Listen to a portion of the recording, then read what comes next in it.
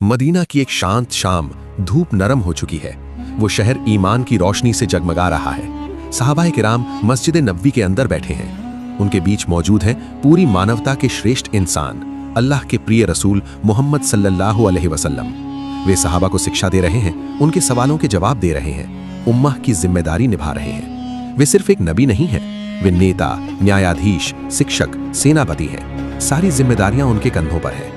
ठीक उसी समय एक अंसारी महिला धीरे धीरे मस्जिद की ओर बढ़ी। न तो वे किसी अमीर परिवार से थी, न ही वे कोई प्रभावशाली व्यक्ति थी। एक साधारण महिला, लेकिन उनके दिल में एक जरूरत थी, एक तकलीफ थी, एक बात थी जो वो सीधे अल्लाह के रसूल सल्लल्लाहु अलैहि वसल्लम से कहना चाहती थी। उन्होंने आगे आकर विनम्रता के साथ कहा, या रसूल अल्लाह, मुझे आपसे एकांत में कुछ बात करनी है। चारों ओर सहाबा बैठे हुए हैं। ऐसी स्थिति में कोई भी झिझक सकता है, शर्म महसूस कर सकता है, लेकिन उन्होंने हिम्मत करके अपनी जरूरत की बात बताई। सोचिए तो यह अनुरोध कैसा था। एक साधारण महिला कह रही है कि वे अकेले में बात करना चाहती है। रसूल अल्लाह सल्लल्लाहु अलैहि वसल्लम ने क्या कहा? वे परेशान नहीं हुए। उन्होंने ये नहीं कहा अभी समय नहीं है, उन्होंने ये नहीं कहा बाद में आना, बल्कि उन्होंने ममता भरी आवाज में कहा, ऐ फुला की माँ, तुम मदीना के जिस रास्ते पर चाहो खड़ी हो जाओ, मैं तुमसे वही बात करूंगा। कितनी असाधारण बात है। उन्होंने उन्हें फुला की माँ कहकर संबोधित किया, सम्मान और मर्यादा के साथ। उन्होंने उनकी पहचान गुप्त रखी, उन्होंने उन्हें सुरक्षा दी। फिर वे उस महिला के साथ मस्जिद के एक कोने में एक निर्जन स्थान पर गए। वे खड़े होकर उनकी बात सुनते रहे, ध्यान से, सहानुभूति के साथ, धैर्य के साथ। किसी ने ये नहीं कहा कि ये छोटी बात है, किसी ने ये नहीं कहा कि ये महत्वपूर्ण नहीं है, क्योंकि उनके पास हर इंसान की समस्या महत्वपूर्ण थी। ये घटना सही हदीस में वर्णित है।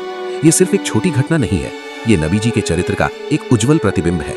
सोचिए तो वे राष्ट्राध्यक्ष थे, उनके कंधों पर युद्ध की जिम्मेदारी थी, उन पर वही ईशवाणी नाजिल होती थी। वे पूरी उम्मह के नेता थे, फिर भी एक साधारण महिला की व्यक्तिगत समस्या सुनने के लिए उन्होंने समय दिया। आज हम कैसे हैं? हमारे परिवार में कोई बात करना चाहे तो क्या हम ध्यान से सुनते हैं? हमारी पत्नी, हमारी माँ, हमारे बच्चे, क्या हम उनकी बातों को महत्व देते हैं? इस घटना के अंदर कुछ बड़ी शिक्षाएं छिपी हैं। पहला, नम्रता, विनम्रता। वे जितने महान थे उतने ही अधिक नम्र थे, जितना ऊंचा पद उतनी ही अधिक विनम्रता। दूसरा, नारी का सम्मान। इस्लाम महिलाओं को आवाज देता है, उनकी समस्याएं सुनता है, उनकी बातों को महत्व देता है। तीसरा, नेतृत्व का असली अर्थ। नेतृत्व का मतलब सत्ता दिखाना नहीं है, नेतृत्व का मतलब लोगों के साथ खड़ा होना है। एक साधारण महिला, उनकी शायद छोटी सी समस्या रही होगी, लेकिन उनके लिए वही बड़ी थी, और रसूल अल्लाह सल्लल्लाहु अलैहि वसल्लम ने उस समस्या को छोटा नहीं समझा। इसी कारण वे सिर्फ एक नबी नहीं है, वे रहमतुल लिल आलमीन है, समस्त संसार के लिए रहमत। आज अगर हम उनका ये एक गुण अपना लें, लोगों की बात ध्यान से सुनना, तो हमारा परिवार बदल जाएगा, हमारा समाज बदल जाएगा, हमारे रिश्ते बदल जाएंगे।